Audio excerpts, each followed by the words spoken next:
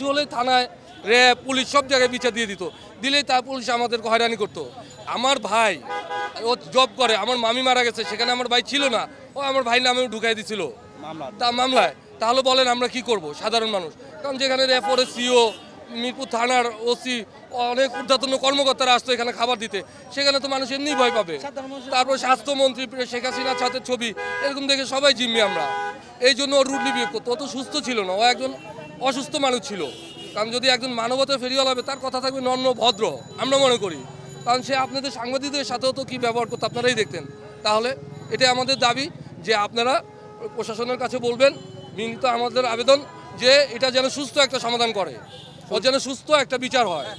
এলাকার মানুষ আসলে তখন তো আপনার মনে করেন সেনাবাহিনী খাবার দিয়ে যেত, বিভিন্ন ধরনের মানুষ দিয়ে যেত, তখন তো আমরা দেখতাম সে ভালো কাজ করতো।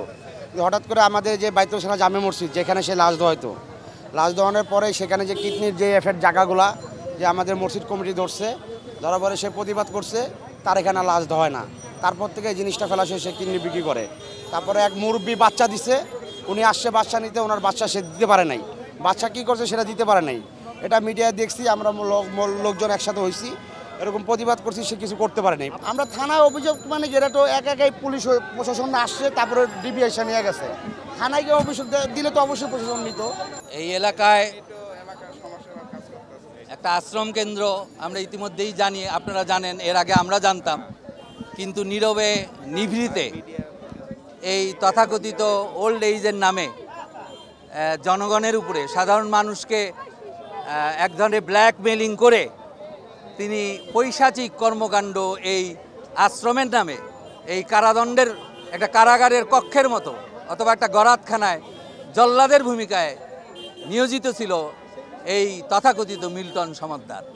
আমাদের সৌভাগ্য যে আমাদের মিডিয়া এবং জনগণ আজকে এই ব্যাপারে মিডিয়া জনগণের কাছে উল্টা চোখ খুলে দিয়েছে। আমরাও আগে পিছে জানতাম, কিন্তু সে আসলে মানুষের সারা বাংলাদেশ, শুধু এই এলাকা বলে কথা না, এই এলাকায় তো সেই আশ্রয় কেন্দ্রটা খুলেছে। এবং আমি যেই জিনিসটা একটা ভিন্ন মাত্রায় একটা কথা বলতে চাই, হাজার হাজার কোটি কোটি টাকা সে, এটা আমরা আগেও জানতাম, সে নিত। আমাদের এলাকাও যারা এখানে আমরা আসি, এলাকার বাসিন্দা, স্থায়ী বাসিন্দা কিংবা অস্থায়ী বাসিন্দা, অথবা সমাজের ব্যাপারে আমরা কম বেশি কথা বলার চেষ্টা করি, ন্যায়ের পক্ষে থাকার চেষ্টা করি, তারা লক্ষ্য করেছি হাজার হাজার কোটি টাকা তিনি আয় করেন। এবং তিনি বলেন যে আমরা রাস্তাঘাট থেকে একদম চোখ নাই, তার হাত নাই, এই ধরনের অসহায় মানুষদেরকে, বৃদ্ধাদেরকে তুলে এনে তিনি এদের রক্ষা করতেন। যদি তাই হয়, একটা সাধারণ কথাই বলি, আপনারা যাই দেখেন যে সেইটা তো একটা কারাগার, সেটা তো অন্ধকার প্রকোষ্ঠ, সেখানে আলো ঢুকে না, সেখানে বাতাস ঢুকে না, সেখানে কোনো আপনার কোনো বলা হয় উনি পরিচর্যা করতেন, উনি কিভাবে পরিচর্যা করতেন আমরাও অনেক সময় আমাদের ভাই ব্রাদার যারা আছেন এখানে, অনেকে তার সাথে নানা ব্যাপারে এলাকার অনেক লোকের সাথে গণ্ডগোল হতো, সমস্যা সৃষ্টি হতো।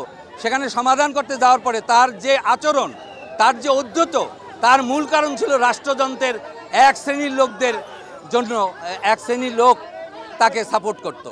তো আজকে আমরা তার এই বিষয়টা জানলাম। এখানে অনেক ভিকটিম আছে, আমাদের এখানে অনেক লোক আছে।